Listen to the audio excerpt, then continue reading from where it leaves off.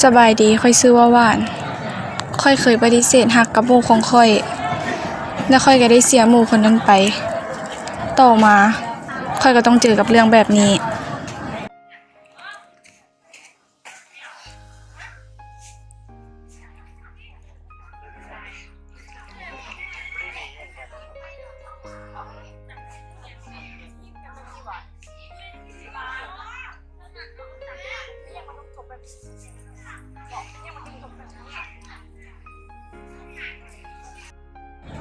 ในตอนนั้น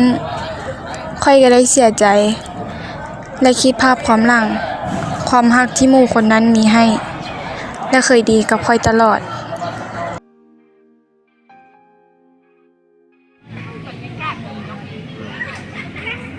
เสียดายเนาะอ้าวหวานตัวเป็นหยังบักอันนั้นว่ะกูบอกมึงแล้วกูต้องไปคบกับมันมึงใจอ่อนใจง่ายหลายกูไม่อย่างที่ทำบอกเลิกกู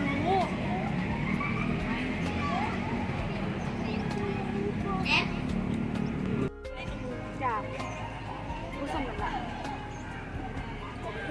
แล้วรู้สึกยังไงบ้างกูว่ากูจะไปงอตูก็ดีได้เพราะว่าตูมันจะหักหนูอยู่กูว่ามันคือสิมีแฟนนั่นแหละกูต้องไปง้อเขาบางให้กำลังใจกูแน่กำลังเศร้ากูตัดสินใจละกูจะไปงอตูสัญญาเดินให้กันตลอดไปเลิกกันเลย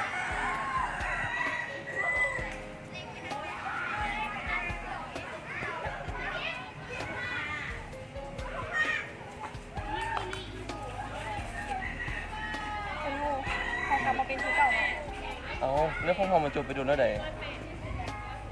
กลับมาเป็นที่เก่าบ่ได้ป่ะมันไม่เศร้าไปดู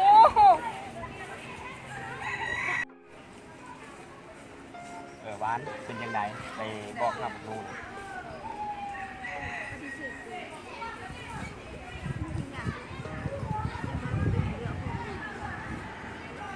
กูว่าแล้วกูต้องไปคืนดีกับมันก็ได้เว้าแล้วกูฟังมือหลายมาให้กำลังใจมือเดินเศร้าอย่างนี้อันนั้นแหละกูเว้าแล้วกูฟังความผิดกูเองมึงคิดเบิ่งแน่ว่ามีไผที่หักมึงก็นอกจากพ่อแม่ก็มีหมู่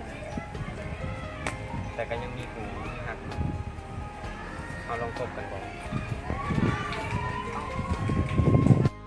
บ่คบก็ได้ซ้ำนี่แหละบ่เป็นหยังเข้าใจ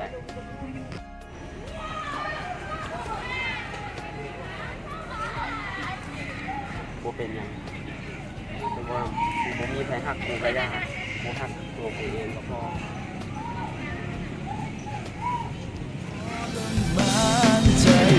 ยอมให้เจ้าทิ้งคอยไปยอมเป็นคนที่เสียใจปล่อยเจ้าหายไปกับคนที่เจ้าต้อง